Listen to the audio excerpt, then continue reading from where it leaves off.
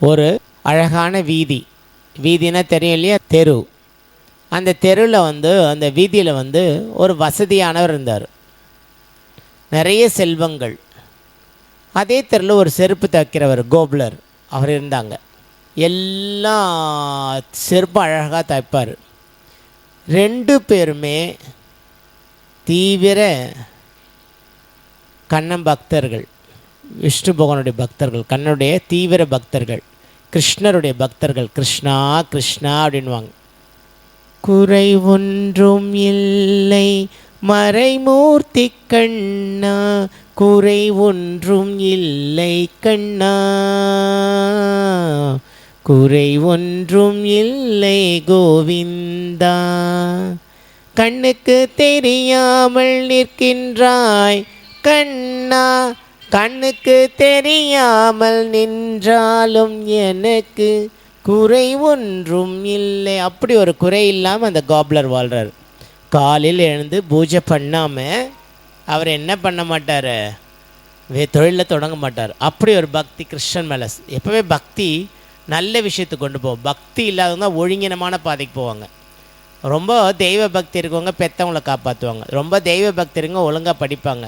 ரொம்ப தெய்வ பக்தி இருங்க சமுதாயத்தில் நல்ல செய்வாங்க. ரொம்ப தெய்வ பக்தி இருக்கவங்க யாருக்கும் கெடுதல் செய்ய மாட்டாங்க.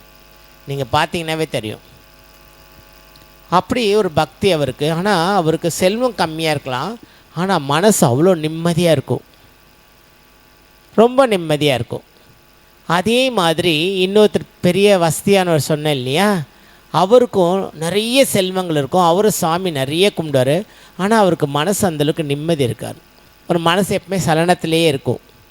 மேலே லோகத்தில் இதை என்ன பண்ணுறாங்கன்னா, கிருஷ்ணருடைய கிட்ட போயிட்டு நாரதர் தெரியும் இல்லைங்களா அவங்களுக்கெல்லாம், அவர் கேட்குறாரு, என்ன இது, அவனுக்கு எப்போ நீங்கள் மன நிம்மதியை கொடுப்பீங்க, ஏன் மன நிம்மதியை கொடுக்க மாட்டீங்க, ரெண்டு பேருமே உங்கள் பக்தர்கள் தான், அவன் எப்படி ரெண்டு பேருமே ஒரே மாதிரி தான் உங்களை சாமி கும்பிடுறாங்க, ஆனால் நீங்கள் ஓரவஞ்சனை காட்டுறீங்களே, அந்த செருப்பு தைக்கிறதுக்கு மட்டும் நிம்மதியும் அந்த வசியானுக்கு ஏன் நிம்மதியை நீங்கள் கொடுக்கல அப்படின்னு சண்டை பிடிக்கிறாங்க.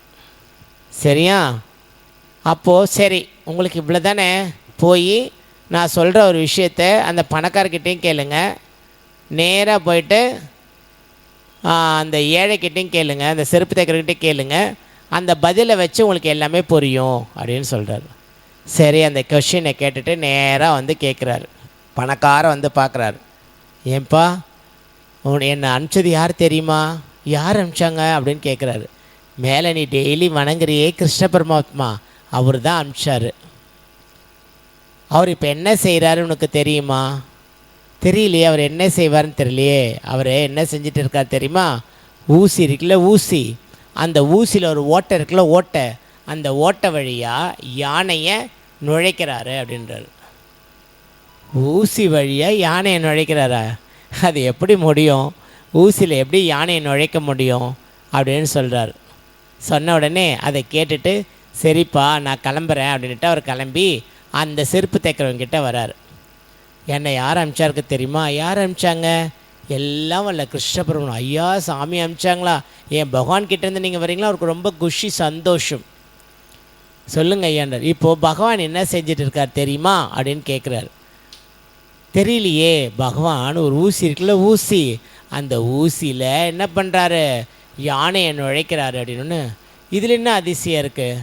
இது ஒரு பெரிய அதிசயம் இல்லையே. பகவான் தன் வாயில் உலகத்தையே காமிச்சவர், தன் ஒரு சுண்டு விரல்லையே மலையே நிறுத்தினவர், திரௌபதி அம்மைக்கு தொடர்ச்சியாக சேலை கொடுத்துட்டே இருந்தவர், எவ்வளோ அற்புதம் செஞ்சவர், இதெல்லாம் ஒரு விஷயமா அப்படின்னு கேட்குறாரு.